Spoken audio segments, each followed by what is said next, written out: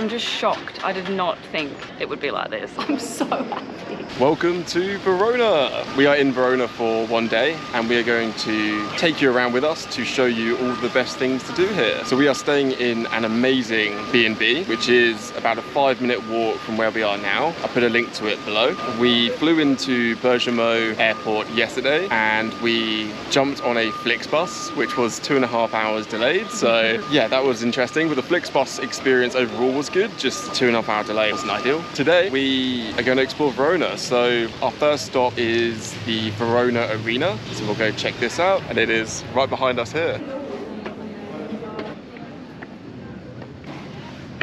Okay, we are inside the arena. Top tip, if you purchase your tickets online, you do not have to queue in the massive queue there was this morning. It was 10 euros per person to purchase them as you came in. Yeah, it's absolutely spectacular in here. This was built in the first half of the 1st century AD, so almost 2,000 years old. It's quite incredible if you think of how old this is. And what do you think, Rach? I think it's really cool. I do think it's interesting though that they've turned it into opera seating and put all these chairs and things like that in here. I think it is such an important old monument.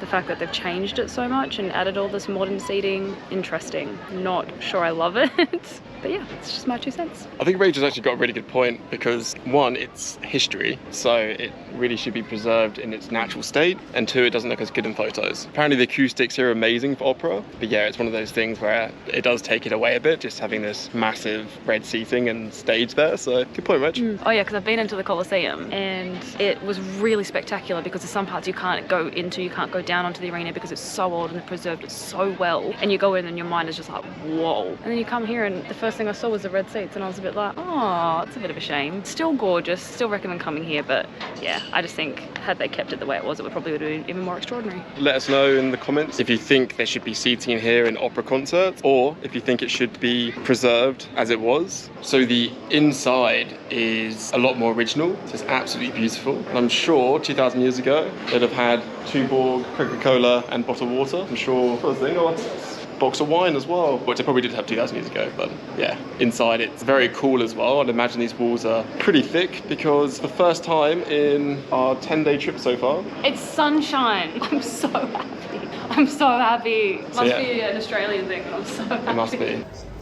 Okay, we are at Juliet's balcony and it is pretty popular.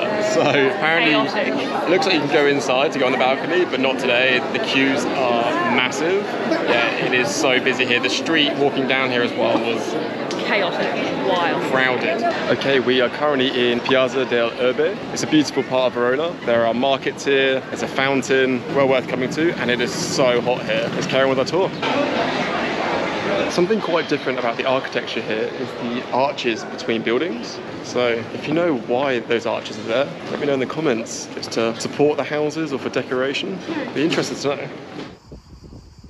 Wow, the cathedral was absolutely amazing. So pretty, wow. Wow. Now we're just walking along the river and look how beautiful this is. Oh my god. We're in the shade here, it's absolutely perfect. I think probably the most gorgeous city we've ever been to. I agree. Stunning. Now it's time for a coffee. Okay, we had a lovely coffee. Here is Porta Borsari, which was built in the 1st century AD, so about 2,000 years old. Pretty impressive that it's still standing. It's quite an impressive structure, so add this one to your list of things to do in Verona.